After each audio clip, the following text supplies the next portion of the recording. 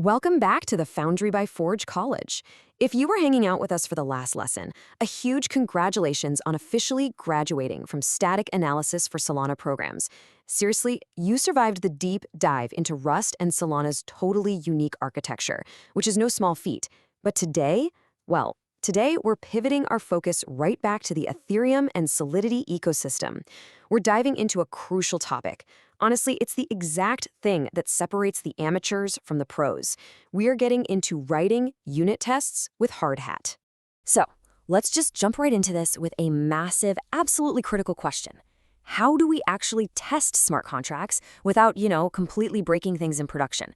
Because in Web3, deploying untested code straight to mainnet is basically like launching a rocket while completely blindfolded. You just can't fix it in post when millions of dollars are on the line. Instead, what we need is a way to build a sort of robotic testing arm, a precise, fully automated mechanism that safely pokes, prods, and completely stresses out our deterministic code, all in a totally controlled, isolated environment. That way, if something blows up, hey, it blows up safely on our local machine, not live on the blockchain. All right, here is our game plan for today's explainer. 1. Tool setup. 2. Building the fixture. 3. The 3 stress tests. And 4. Running and troubleshooting. Let's get into it. Section 1. Tools setup. Laying out the nuts and bolts. Imagine you are organizing your tools on a perfectly pristine workbench right before you start assembling a super complex machine. You definitely wouldn't want to be frantically searching for a wrench while trying to hold a heavy gear in place, right? So we need to prep our environment. You'll run npm init to initialize the project, then install Hardhat and its toolbox, which is basically our core engine. After that, initialize Hardhat itself, and finally install Chai. Oh, and a massive pro tip here. Just copy and paste these exact commands from the documentation. Seriously, one missed hyphen and your whole setup goes sideways. Now, to keep things sane, we maintain a very minimalist directory structure. We keep our contracts folder, which holds our actual HelloWorld.solve file, completely separate from our test folder, which holds HelloWorld.test.js.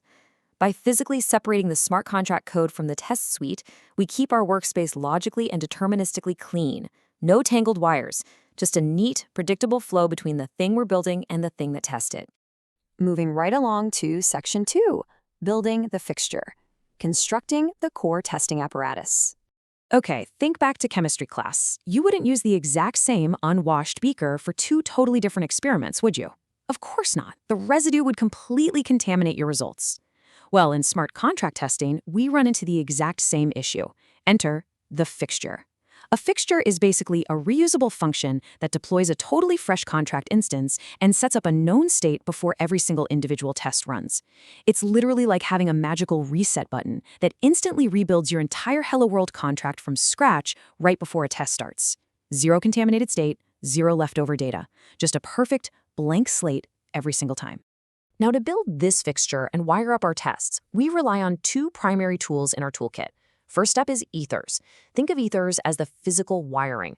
It's what connects our JavaScript tests directly to the blockchain and to the contract itself. Second is Chai. Chai gives us our expectations and assertions. These are essentially your dials and gauges that measure whether the machine is actually outputting the correct voltage.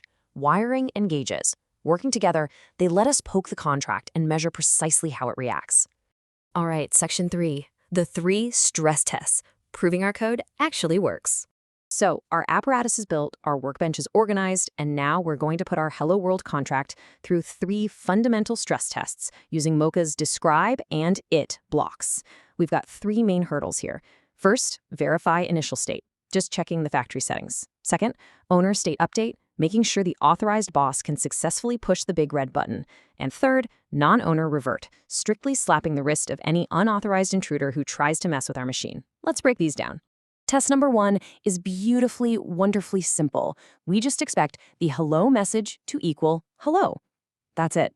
All this test is doing is reading the public getter function to make sure that when our fixture deployed the contract, the constructor actually initialized our string correctly. It's essentially plugging the machine in and just checking if the default display actually reads what we programmed it to read. But the real magic happens when we contrast tests 2 and 3. By using a super handy tool called ethers.getsigners, we can actually grab different simulated user accounts. Notice how we can simulate the owner connecting to the contract and successfully setting a new message. And then conversely, we simulate an other account, an unauthorized user, connecting and trying to set a totally bad message. We absolutely need to verify that the owner succeeds flawlessly and the intruder utterly, completely fails. And here's the kicker. When that bottom test fails, it shouldn't just silently break. That's terrible practice. It needs to fail loudly with a very specific revert reason. Think of a revert reason like a massive bouncer at a super exclusive club. The bouncer doesn't just quietly lock the door, they check your ID, forcibly kick you out, and yell a specific reason at you, like not owner. By writing our test to expect the transaction to be reverted with not owner, we are ensuring our bouncer is doing their exact job and aggressively protecting our contract state.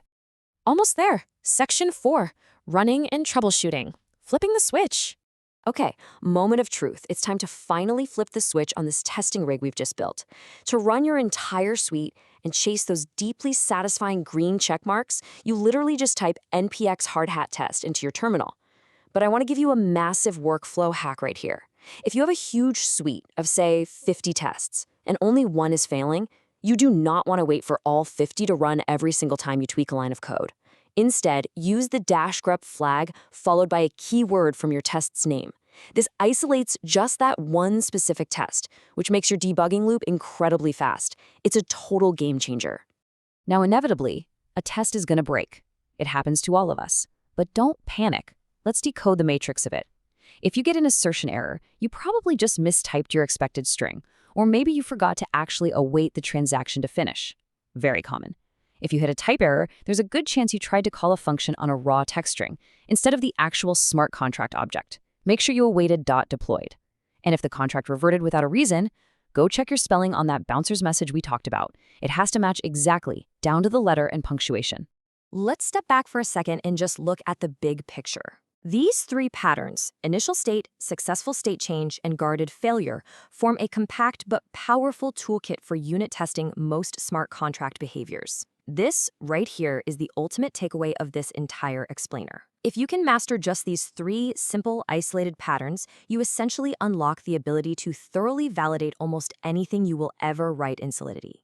So now that you've got those foundational tools strapped to your belt, I gotta ask, are you ready to build contracts that are genuinely, truly unbreakable?